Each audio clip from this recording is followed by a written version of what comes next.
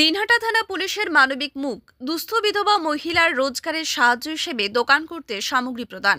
মঙ্গলবার দুপুর 2:30 নাগাদ দিনহাটা মহকুমা পুলিশ আধিকারিক ধীমান মিত্র সংবাদ মাধ্যমে এই বিষয়ে প্রতিক্রিয়া দেন।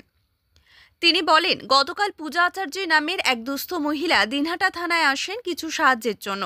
তৎক্ষণাৎ দিনহাটা থানার আইসি জয়দীপ মোদক তাকে প্রাথমিকভাবে সাহায্য করেন, কিন্তু আজ দিনহাটা থানায় সেই দুস্থ বিধবা মহিলাকে স্থায়ীভাবে রোজগারের পথ তৈরি করতে সাহায্য করে দিনহাটা থানা পুলিশ মানবিক মুখের পরিচয় দিল।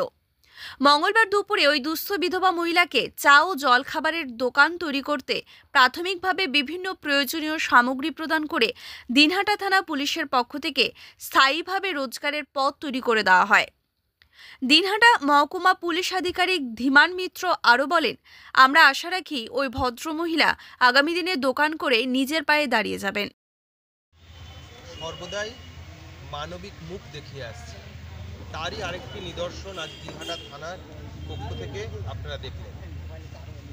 গতকাল পূজা আচার্য বলে একজন দুস্থ মহিলা থানায় আসেন কিছু সাহায্যের জন্য।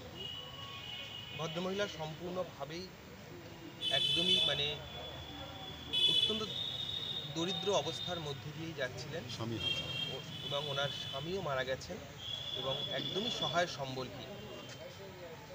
আইসি দিনহাটা এই ব্যাপারটি দেখে সঙ্গে সঙ্গে তাকে প্রাথমিকভাবে সাহায্য করেন, তাকে খাওয়ানো থেকে শুরু করে সেই সমস্ত যে প্রাথমিক যে সাহায্য সেটা উনি করেন।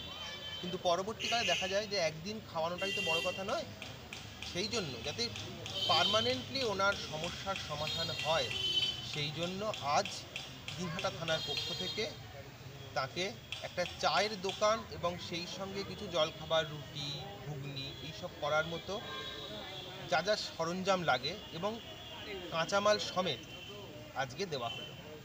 এই প্রাথমিক যে ইনভেস্টমেন্ট যেটা করতে হয় একটা ব্যবসার, সেটা দিনহাটা থানার পক্ষ থেকে করে দেওয়া হলো। এরপর উনি ব্যবসা চালিয়ে ওনার মতো করে উনি ঠিক দাঁড়িয়ে যাবেন। এই অর্থে আমরা দিনহাটা পুলিশ তথা কুচবিহার পুলিশ সর্বদা মানুষের সাথে রয়েছে, মানুষের পাশে রয়েছে।